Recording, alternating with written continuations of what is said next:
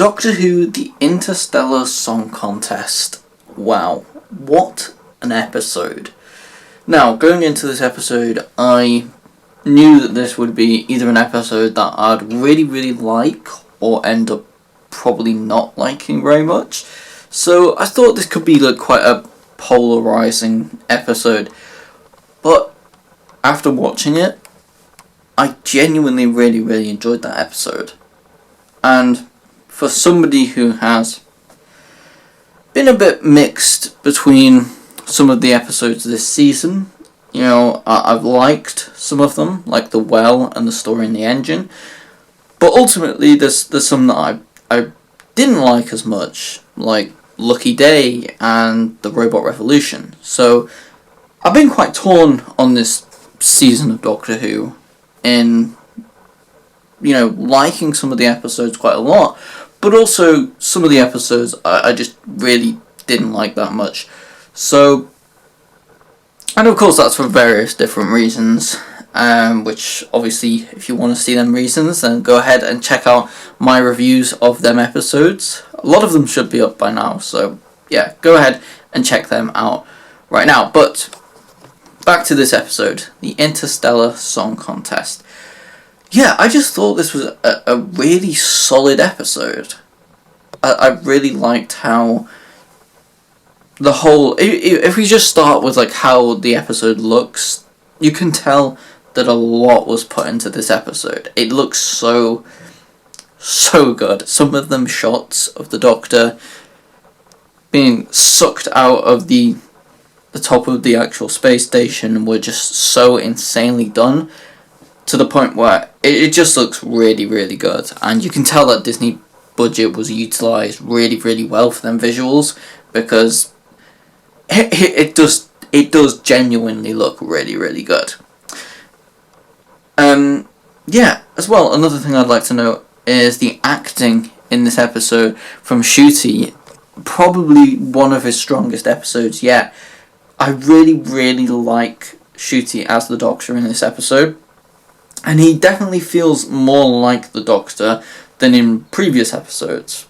One thing that I've had problems with in this series is him being so willing to kill people and just go against the Doctor's morals in that sense, where he doesn't really care that much about other people who have died or sacrificed themselves in the series. And although that sort of thing does happen, and he is willing to go down this sort of blind rage and kill... Sorry, my camera literally just cut off because the battery ran out conveniently halfway through when I was actually doing my first thoughts on this episode, so apologies with that. I'm just going to cut these two clips together and have it play out organically. So yeah, that's never happened before, but yeah, so apologies for that. But yeah, basically what I was on is I really liked the Doctor's acting in this. Well, Ncuti was acting as the Doctor. And yeah, that whole bit where he's raged, I think it works in this episode because he relates the 3 trillion people to him losing Gallifrey and everybody on Gallifrey in one swoop. So you can tell he definitely relates to that, and that's where all the anger and the rage comes from in terms of that. Also Belinda. I think Belinda was a lot more likeable in this episode. Genuinely, her personality throughout the first part of this series has just been quite...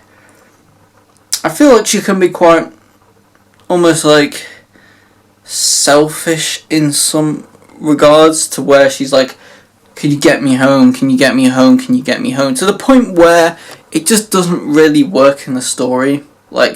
There's some scenes earlier on in the series where she literally says, can you get me home, after the Doctor explains why they can't get home. Like, that is just a huge contradiction, and it doesn't work. So, yeah, there's that, and then the fact that she just seems to be focused on get me home, get me home, get me home, and it's all about her instead of maybe think about the Doctor a little bit and stuff. And that is something that really did happen in this episode, so I'm glad they did sort of address that in making Belinda sort of, yeah, she gets very, very upset when the Doctor is, when she thinks the Doctor is dead, because she's like, oh, well, I wanted to tell him this, but I never got to tell him. And this almost is like a lesson to Belinda to be like, oh, if you want to tell people stuff, then tell them before they die, because you can't tell them once they're dead, because they won't be able to listen to you. So, yeah, I think it's a good sort of learning curve for Belinda, and overall makes her a much more likeable character from this episode alone, because I wasn't too sure, like, I wasn't 100% sure about her as a companion at first, because, like, although I liked the idea that she was very, like, she would argue with the Doctor and disagree with stuff, I think it was, like, a little bit too much that way, to where it just felt very unrealistic. Like, she just seemed very, very stroppy at, like, moments when it didn't really make that much sense to be. So, yeah.